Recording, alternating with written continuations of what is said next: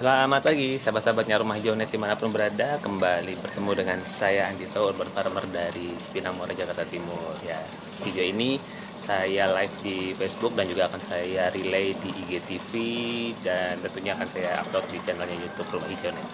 Selamat pagi sahabat semua, semoga hari Selasa pagi ini menjadi hari yang menyenangkan buat teman-teman semua yang menyimak video ini, yang baik yang live maupun yang relay. Semoga apapun yang sedang kita lakukan dapat lancar dan membahagiakan. Nah, sebagaimana pagi hari ini saya mau sharing sedikit mengenai bagaimana sih tips untuk katakanlah misalkan teman-teman menanam bayam. Terus kapan nih momen paling bagus untuk dipanen? Sebetulnya ya teman-teman ya, kalau kita bicara dengan masalah memanen itu bebas.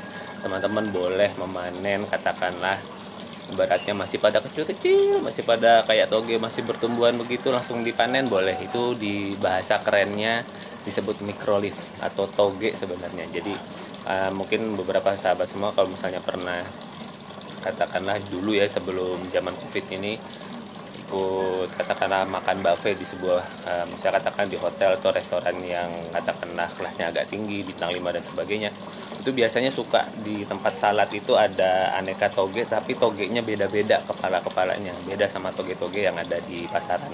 Yang di pasaran itu kan mereka pakai kacang hijau rata-rata. Nah, ini sudah aneka benih tuh, bisa sawi, bisa macam-macam benih itu bisa di microlife dan kemudian jadi toge, dan itu menjadi salah satu tren makanan tersendiri. Konon kabarnya itu memiliki nutrisi yang unik, yang baik untuk kesehatan kita ya. Jadi bebas sebetulnya teman-teman mau panen dalam usia seberapapun, katakanlah mau dipanen di usia misalnya nih saya punya bayam hijau di sini ya, usianya kecil seperti ini mau dipanen langsung boleh banget. Kalau punya banyak dipecel juga enak. Nah, kalau katakanlah misalnya teman-teman mengalami apa yang kadang suka saya alami atau sebagian urban farmer mengalami, yaitu merasa sayang memanen. Nah, itu wajar banget teman-teman, karena gimana ya, biasanya kalau kita ke pasar atau kemudian kita membeli sayuran, membeli ikan, ayam, ya ketika mau mengolah ya diolah aja gitu, potong-potong aja. Tapi ketika mau memotong atau mau memanen sesuatu yang kita rawat setiap harinya, ya katakanlah sebagaimana tanaman bayam di belakang saya ini nggak akan tumbuh seperti ini kalau bukan diberikan, ya nggak mungkin bukan banyak tapi full heart ya, atau mindful. Jadi ketika melakukan penyiraman, ketika kemudian katakanlah ya diajak ngobrol gitu ya, katanya wih bayamnya udah cakep nih, wih bayamnya udah tambah tinggi nih, padahal dia tadinya berasal dari benih-benih yang sangat kecil. Itu merupakan sebuah momen transfer energi, transfer cinta, transfer kebahagiaan yang kita berikan kepada tanaman-tanaman kita gitu. Jadi kadang-kadang bahkan saya pun sampai hari ini masih merasakan itu ya. Sekali lagi ini mungkin juga karakter manusianya juga ya, saya termasuk yang kemudian tidak mudah untuk langsung panen. Karena apa? Karena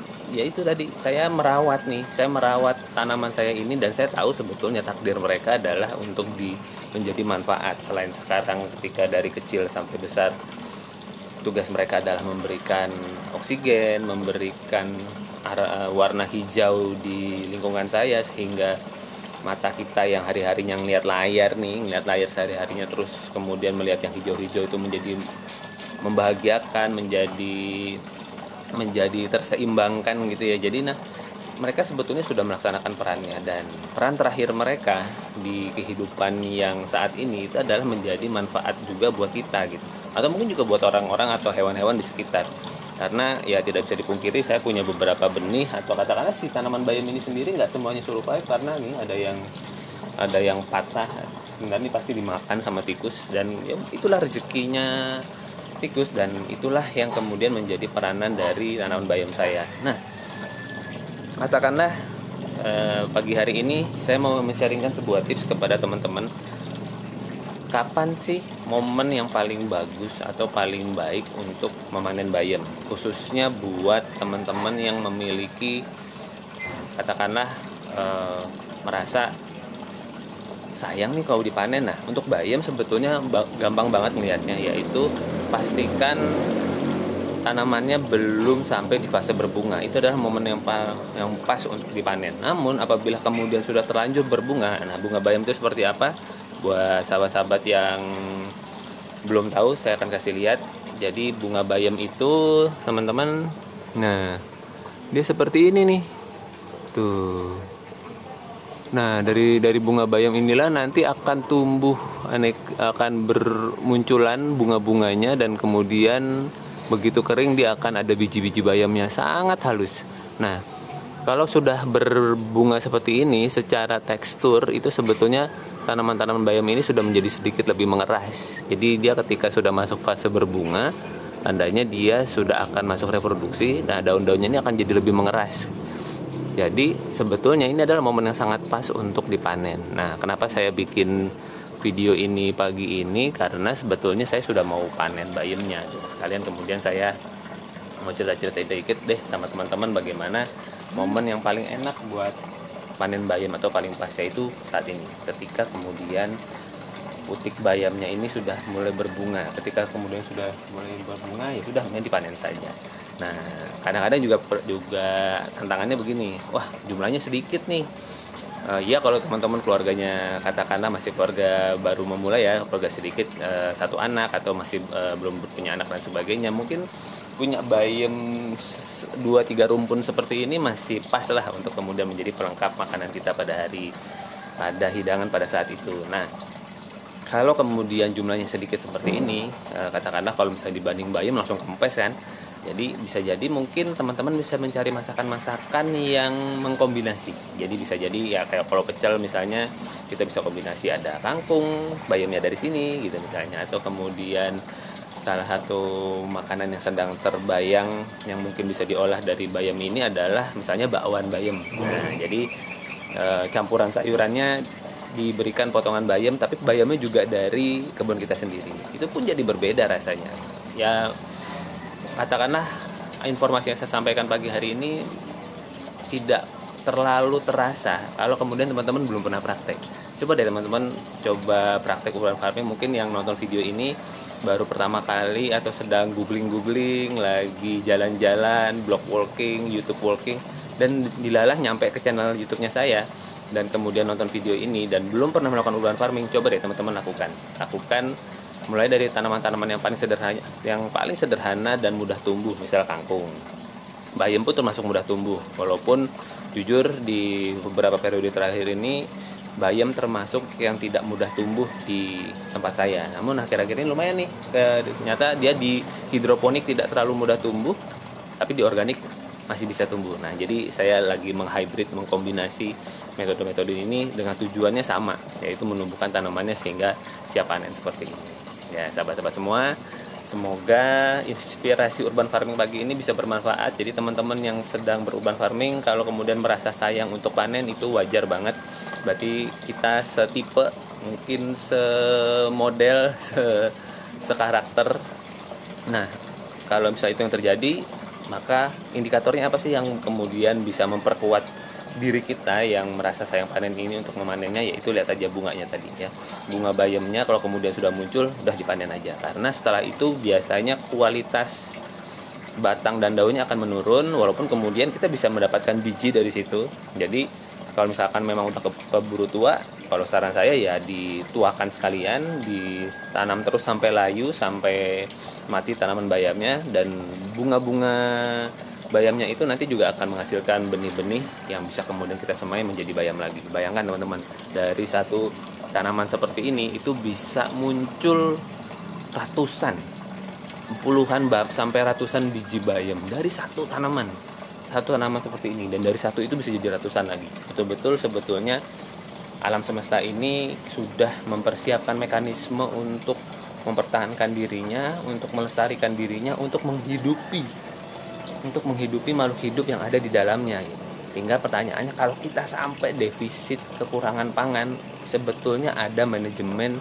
pilihan yang mungkin perlu terus-menerus ditingkatkan dan diperbaiki. Bisa jadi kearifan kita di dalam berkebun, bertani, mengenal bagaimana sih kemudian tanaman-tanaman ini bereproduksi, itu perlu ditingkatkan lagi. Dan tentunya kebijaksanaan ini hanya bisa terjadi kalau kemudian kita melakukan perenungan, dan perenungan yang saya suka lakukan setiap hari sambil nyiram, sambil katakanlah mengatasi hama, atau kemudian menginspeksi gitu ya, mana nih tanaman-tanaman, misalnya di sini ada beberapa tanaman hidroponik di sini, mana nih tanaman-tanaman yang kemudian sudah mulai mati misalnya atau kosong, ya udah saya ganti lagi ulang atau saya evaluasi dan sebagainya.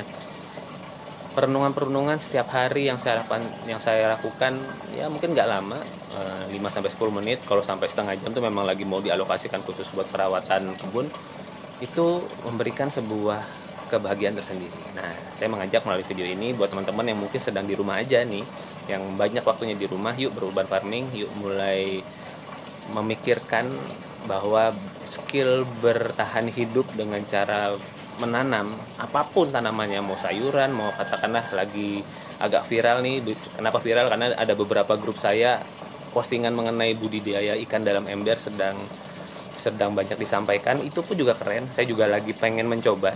Nanti kalau sudah berhasil saya sharing-sharing di sini ya. Itu adalah sebuah hal yang bisa kita lakukan.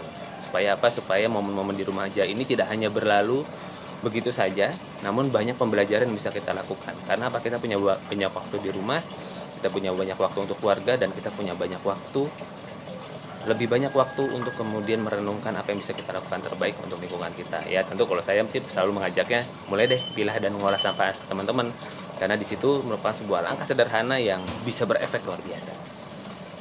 Kalau ada yang mau ditanyakan, boleh teman-teman tinggalkan kolom komen, atau kemudian tinggalkan boleh juga di share videonya. Pokoknya sampaikan saja kalau ada yang mau ditanyakan seputar panen bayam atau seputar urban farming di channel Rumah Hijau saya ini. Dan silakan nih subscribe di channelnya Rumah Hijau, siapa tahu video-video yang akan saya sharingkan berikutnya bermanfaat dan sesuai dengan yang sedang Anda butuhkan dalam hal urban farming. Saya Andito, terima kasih. Jaga kesehatan teman-teman di momen ini, tetap jaga di rumah, tetap banyak di rumah, tetap jaga kesehatan, dan isilah hari-hari kita dengan hal-hal yang membahagiakan, karena kebahagiaan berpengaruh terhadap energi berpengaruh terhadap bagaimana air beredar dalam tubuh kita, karena tubuh kita 80%-nya air. Karena begitu kita tegang, wah, airnya langsung berubah fungsi menjadi self defense semuanya, akhirnya semuanya mengkerut, akhirnya organ tubuh kita tidak mendapatkan suplai oksigen dan air yang dibutuhkan. Disitulah kemudian baru imunitas menurun dan penyakit bermunculan. Yuk kita berbahagia dengan cara berurban farming.